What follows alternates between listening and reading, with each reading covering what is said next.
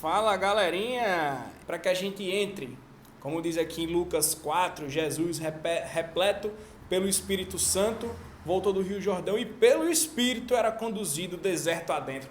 Que a gente possa estar deserto adentro, conduzido pelo Espírito Santo de Deus, com a graça dele e com o sopro dele no nosso coração. Então, peço que você pegue a sua Bíblia. Então, em nome do Pai, do Filho e do Espírito Santo.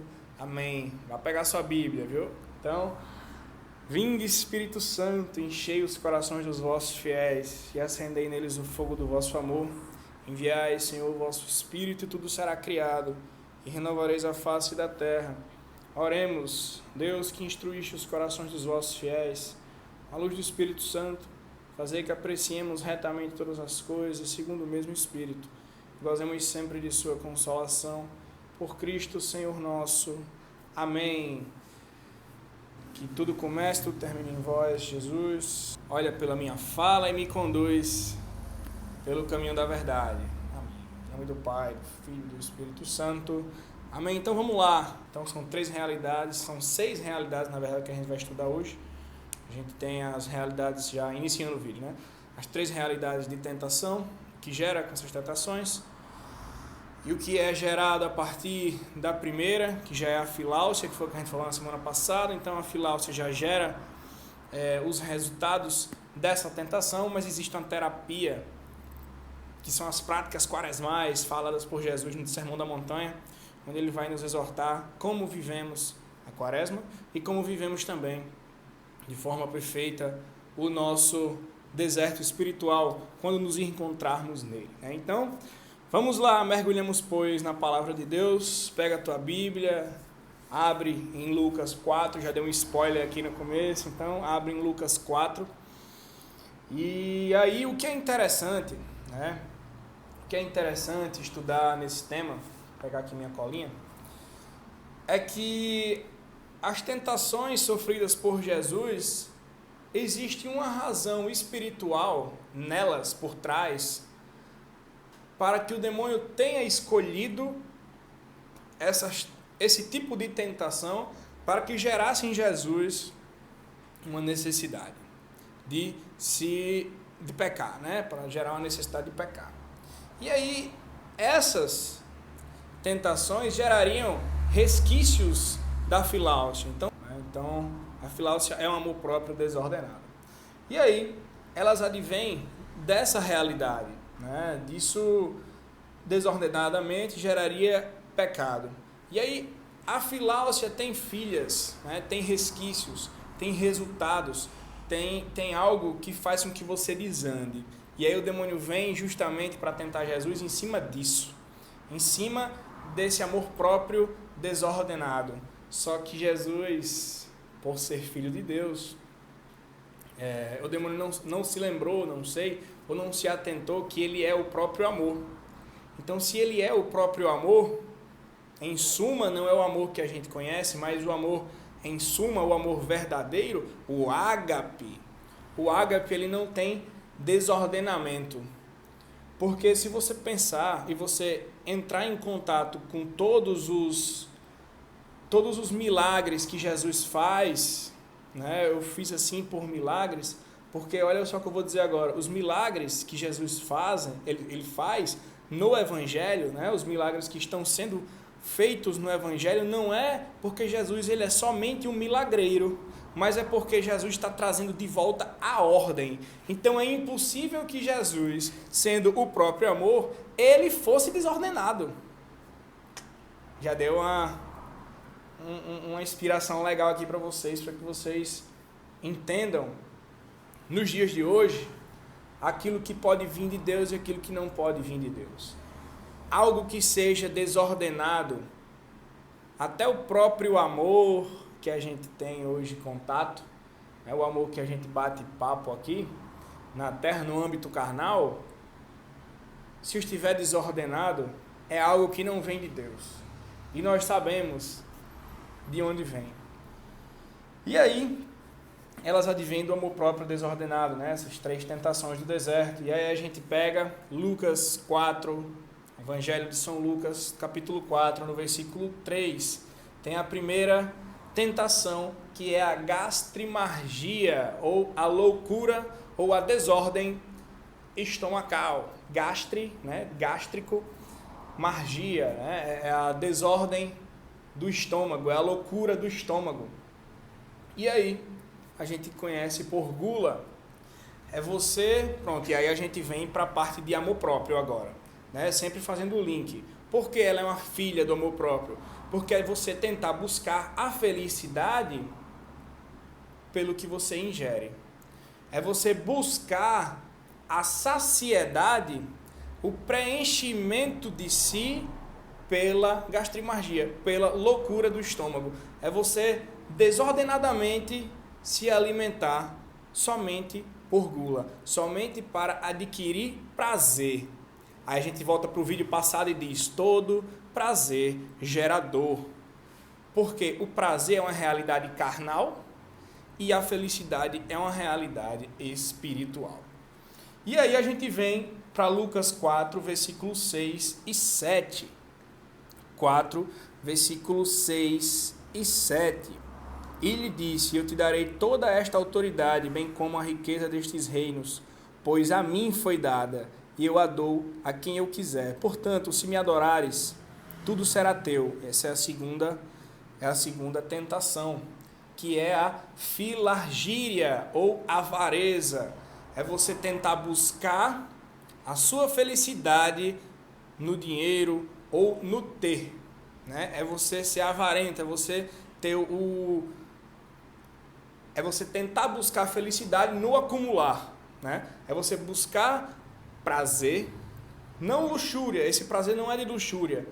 Também possa ser posteriormente, mas eu não vou dar spoiler dos próximos vídeos. Mas a avareza está mais ligada ao ter pelo ter, para dizer que tem. E aí você se infla de si porque você tem, né? E aí você já gera a próxima tentação, que é no versículo 9b, né? A segunda parte, quem fez aí o DSE, a segunda parte do 9 até o 11. Então você tem: depois o diabo levou Jesus a Jerusalém e, colocando no ponto mais alto do templo, disse-lhe: se és o filho de Deus, lança-te daqui abaixo, pois está escrito: ele dará ordens aos teus anjos a teu respeito, para que te segurem e te guardem. E nas mãos te carregarão, para que não firas teu pé em alguma pedra. Engraçado que o próprio demônio usa a palavra de Deus contra o próprio Deus, porque Jesus é Deus. Então ele pega a palavra de Deus e utiliza contra você também, entendeu? Então, às vezes o demônio está travestido de alguns falsos profetas. Então, muito cuidado, porque o próprio demônio utiliza a palavra de Deus para ferir o próprio Cristo. Imagina o que ele não faz com a gente. E aí, quando a gente está fraco na palavra, não, é um cara que está proclamando a palavra de Deus. E aí você está com a guarda baixa, aí o cruzadão do diabo entra, viu? E aí Jesus lhe respondeu: também foi dito, não tentarás o Senhor teu Deus.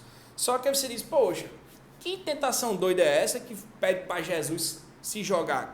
Quem em sã consciência se jogaria do ponto mais alto do templo para se lascar lá embaixo? Aí você, só lendo isso, talvez você não entenda, mas os padres da igreja vai trazer também a realidade de, por exemplo, poxa, faz um show pra gente, né? O diabo tentando Jesus. Tipo, você é filho de Deus, pô, você pode fazer o que você quiser, então pula aí, para você não, né, provar que é filho de Deus, ou você esfregar na minha cara que você se jogando daqui não acontece nada com você.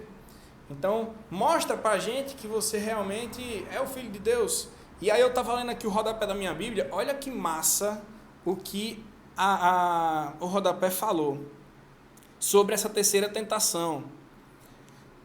Essa tentação, culminando a exibição em Jerusalém, sinaliza também a grande tentação que se dará no fim em Jerusalém, que é a paixão de Cristo.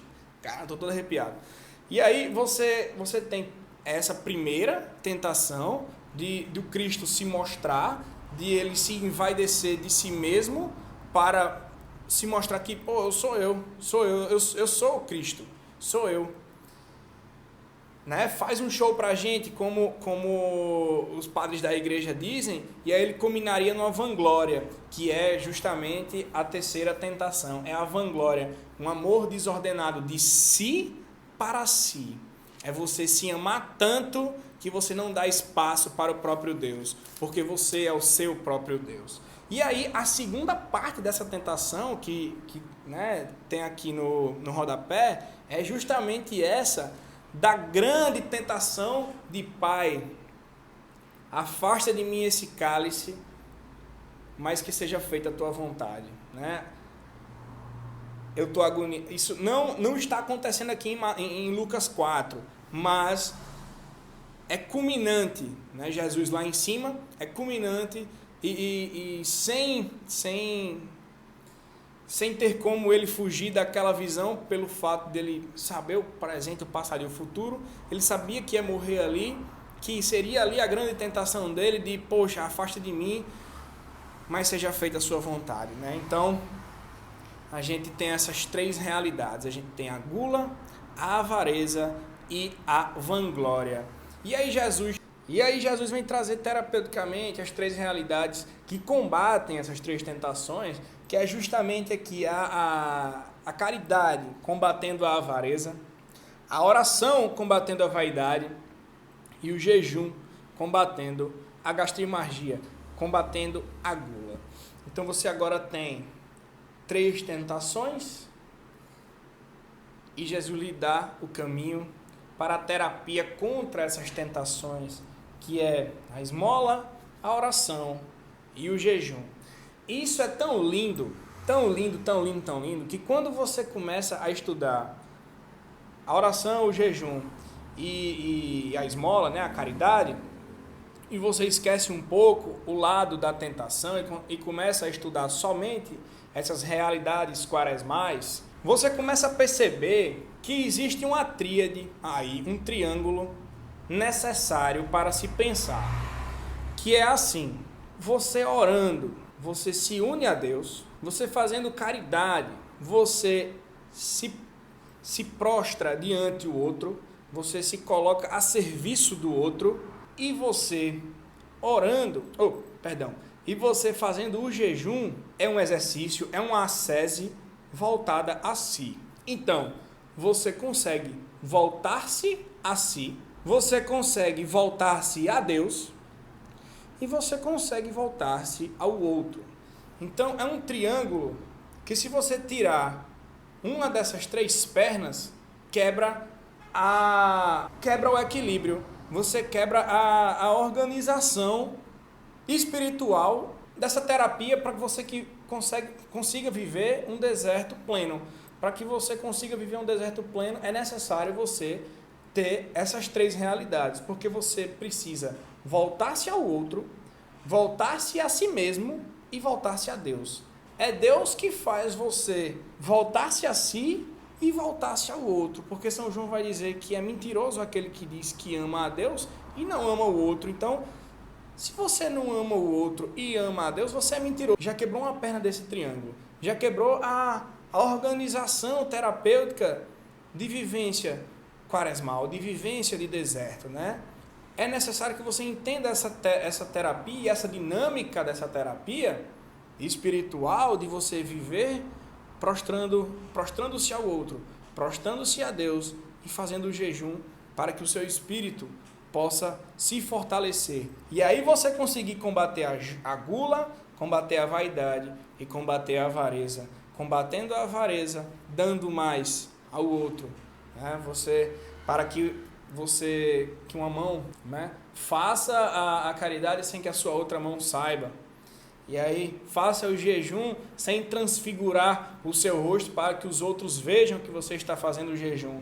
E reze muito, sem mostrar os calos nos seus joelhos que estão sendo feitos, porque senão, se você começar a se vangloriar desses calos, porque você caiu na vanglória de dizer que está rezando muito. Então essa é a mensagem que eu queria trazer para vocês hoje. Que Deus abençoe a vida de cada um de vocês. Lembrem-se da terapia das doenças espirituais. Cuidado com as três tentações do deserto, porque elas vão te perseguir além do deserto. Então, um beijo grande no coração de cada um de vocês. e até a próxima. Valeu!